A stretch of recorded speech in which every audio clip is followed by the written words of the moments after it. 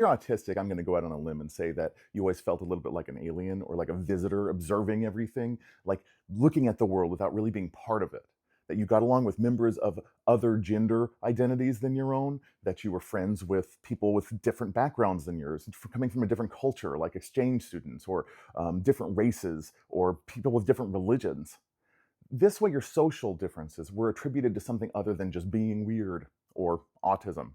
Now, we have the most rigid expectations put on us by the people in our closest demographic. So it's easier to escape those. Autistic social differences come from a blend of attentional style, sensory reactivity, connectivity patterns, and predictive processing in our brains. They don't lack a capacity for connection socially. They're just different. They have different neurological pathways to it. Instead of defaulting to social cues, autistics process them analytically. We make interactions more cognitively demanding by having to figure this stuff out on the fly. So, like, for example, with monotropism, autistic brains are focusing their attention more narrowly and deeply on what is being talked about instead of rapidly shifting between social signals. So, social context, this means missing subtle background cues, like who glanced at who, what's the tone of voice here? And instead, we really look at the topic of interest, look at what's being talked about, and dig into that. We experience heightened or reduced sensitivity in our sensory inputs.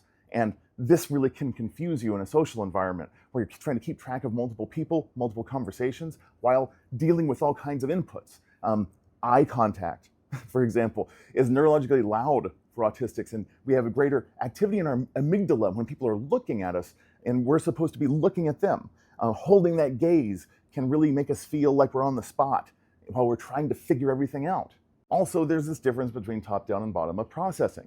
And when we're talking socially, this means that we aren't making as many automatic assumptions about other people, automatic cues that we're picking up on. So our interactions feel less predictable. It takes more effort. Things can be confusing. So neurotypicals use lots of shorthand and implied meanings when they're talking. This is imprecise to autistic processing.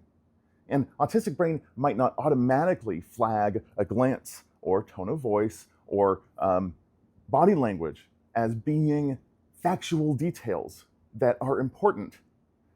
So see, all of these differences make neurotypicals seem really bizarre and distant and shallow. Like, it's no wonder we want to be with people who don't see us the same way.